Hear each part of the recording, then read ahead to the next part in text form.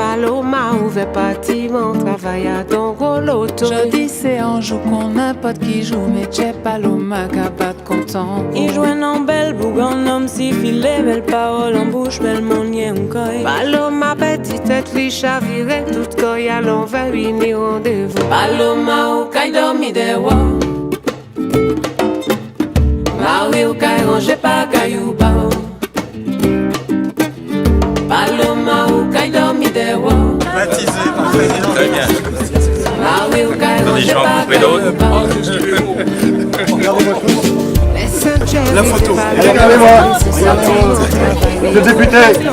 Monsieur le député, montre la photo, là-bas. Merci. Voilà. Allez au boulot. Paloma ou caille dormi de wa. Eh bien bonjour, nous sommes sur Cultural Le Mag, votre émission de culture à La Rochelle. Aujourd'hui nous sommes en direct du Salon du Livre, l'île aux livres au Bois-Plagenré. Et notre invité c'est Alain Mabancou. Alain, bonjour, comment allez-vous ? Bonjour, ça va très bien et je suis heureux d'être ici, évidemment. On est heureux et ravis de vous accueillir. La raison de votre venue c'est surtout ça, Petit Piment. Donc le livre il est disponible aussi sur le salon. Alain, pouvez-vous nous présenter un petit peu cet ouvrage, de quoi ça parle, quelle est l'histoire ? Est-ce qu'on peut revenir un peu sur la jeunesse du projet ? Alors, Petit Piment est un roman que j'ai commencé à écrire à Pointe-Noire, la capitale économique du Congo-Brazzaville. C'est un livre qui retrace un peu les turbulences de la jeunesse congolaise dans ces années 70 après les indépendances, 4 ans après les indépendances, jusqu'aux années 80, au moment où le Congo-Brazzaville et même beaucoup de pays d'Afrique francophone prennent leur indépendance et deviennent des sociétés communistes. Et dans cette foulée, on va avoir le destin d'un petit personnage qui s'appelle Petit Piment justement. Il a un nom plus long en lingala, c'est-à-dire rendons grâce à Dieu parce que le Moïse noir est né sur la terre des ancêtres, qui fait en lingala Tokumisa Nzambe Pomose ya Moyindo Abotami na mboka ya bakoko.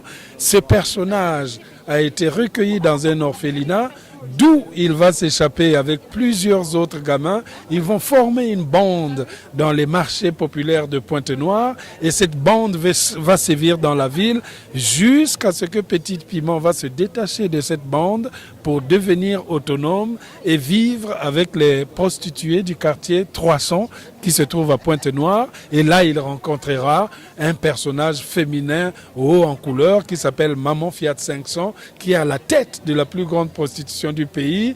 Eh bien, la vraie colère de Petit Piment arrivera le jour où le maire va décider de raser toute la prostitution dans la ville. C'est comme si on venait de lui enlever cette vie qu'il avait et il va se mettre à défendre justement l'honneur de ces prostituées. Alors, on se rend compte finalement que des petits piments aujourd'hui, il y en a partout. Ça existe partout. Oui, on se rend compte que les petits piments, il y en a partout. Lui-même, Petit Piment, s'inspire en quelque sorte de cette attitude de Robin des Bois qui prenait aux riches pour donner aux pauvres. Et d'ailleurs, il y a une révision même du mythe, j'allais dire de la légende de Robin des Bois. Petit Piment, c'est un petit homme marginalisé, fragile, qui va mettre tout son courage dans la défense des petites gens. Et s'il s'appelle le Moïse noir, c'est parce que aussi Moïse était censé libérer le peuple d'Israël de tout ce qui s'est passé comme atrocité. Et j'aime bien le titre d'ailleurs qu'on a retenu pour la traduction anglaise de ce livre, Black Moses, c'est-à-dire le Moïse noir. Le même livre ne s'appelle pas Petit Piment partout. En France, moi j'ai intitulé Petit Piment, mais quand on a traduit en anglais, c'est devenu le Moïse noir, quelqu'un qui porte l'espoir de libérer toute une ville et même de libérer tout un peuple, le peuple congolais et au-delà le peuple africain. Vous êtes un brillant écrivain, ça ce n'est plus à le prouver ni à le démontrer. Moi j'ai envie de vous demander, aujourd'hui, le jeune Alain Mabankou qui est dans sa chambre, qui vous regarde, vous lui dites quoi aujourd'hui? Moi, je pense que je lui dirais que nous sommes en train de tracer un chemin. Ne croyons pas que nous l'avons atteint et qu'il faut toujours continuer à travailler. Je pense que l'écrivain, c'est celui qui se remet sans cesse en doute, en jeu. Il ne faut jamais croire que les choses sont définitivement bouclées, puisqu'au fond, quand on est écrivain, on le fait jusqu'à la fin de ses jours. Si on a les capacités intellectuelles, hein, parce qu'il peut arriver qu'on soit paralysé par la maladie, qu'on n'ait plus la même vigueur juvénile qu'on avait, mais je reste persuadé que chaque fois qu'on écrit un nouveau roman, c'est dans l'espoir de dépasser le précédent. Je ne sais pas si j'y parviens, mais tout cela est un résumé, ou j'allais même dire, est une sorte de bilan que ferait plus tard les critiques et les autres. Alors moi j'ai le souvenir de Fabrice Lucchini vous citant dans l'émission dans nos confrères de France 5. J'ai envie de connaître un peu votre regard sur les auteurs français et peut-être au niveau de l'international aussi, mais on va parler surtout des auteurs français. Votre regard un peu sur l'actualité littéraire. Oui, moi j'aime...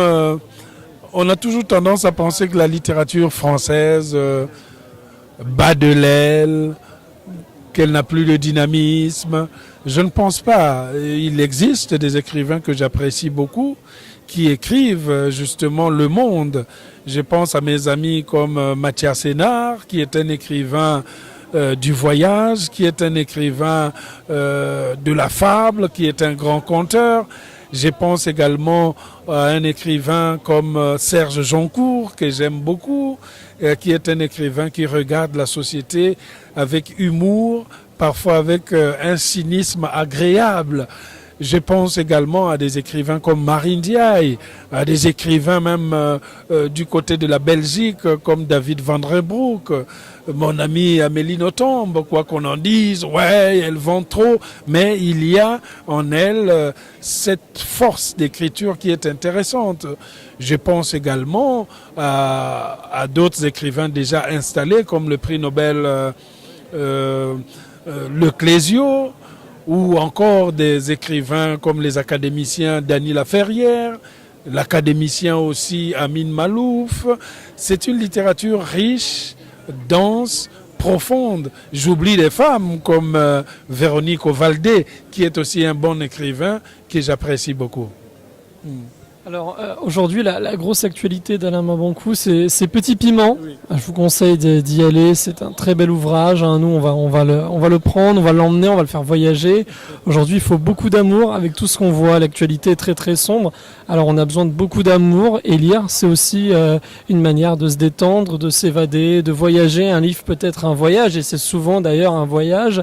La suite, pour vous, si je vous donnais le mot de la fin, vous y ajouteriez quoi ?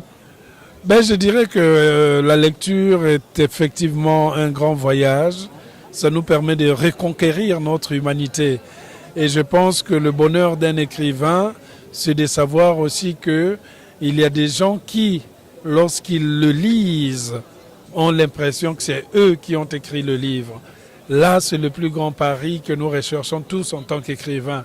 Que le livre prenne son autonomie, devienne l'objet, peut-être même l'inspiration pour un lecteur. C'est pour cela quand je reçois des lettres des lecteurs qui disent oui, je suis hospitalisé, je souffre beaucoup, mais quand je vous ai lu, je me suis mis à rire. Ça fait plaisir à l'écrivain de savoir que la littérature a encore le pouvoir d'exalter, de donner du bonheur aux lecteurs. Parce qu'on écrit aussi parce qu'il y a des lecteurs. Il n'y a pas d'écrivain sans lecteur. Il n'y a que des gens qui monologuent s'ils n'ont pas de lecteurs. Donc je pense que tout ce qu'on fait, c'est de rendre encore la lecture vivante, agréable et peut-être même la panacée de tous nos problèmes sur Terre. Alain, merci beaucoup. Il nous reste plus qu'à vous souhaiter beaucoup de bonheur pour la suite, beaucoup d'amour. Et puis à très vite. Merci et à très bientôt. Bonne lecture chez Cultura aussi. C'est important chez Cultura. On espère d'ailleurs vous accueillir. Hein. Vous êtes le bienvenu. On va en discuter après hors caméra, mais vous êtes le bienvenu. Hein. Je viendrai avec plaisir, bien entendu. Chaque fois qu'on défend le livre, je suis présent. Merci.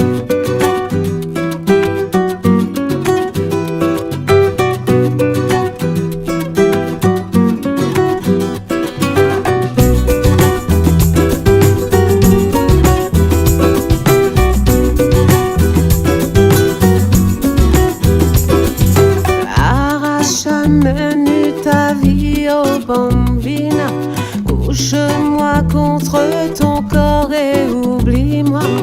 Fais bouger les arbres et le ciel bambina, fais danser la musique au bambina.